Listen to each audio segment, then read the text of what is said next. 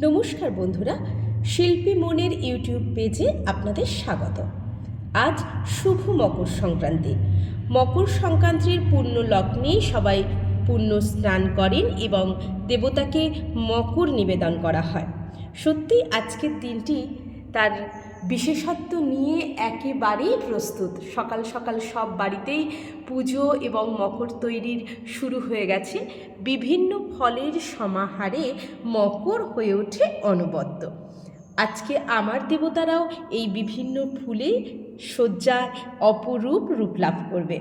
আর এই সমস্ত ফুলগুলো আমার গাছেই হয়েছে। আর আজকে একটি নতুন ফুল ফুটেছে, যা আমার গোপালের জন্য। কারণ আমরা জানি যে গোপাল, লাড্ডু গোপাল ভীষণ হলুদ রং পছন্দ করেন। তার সঙ্গে তুলসী পাতা তো আছেই।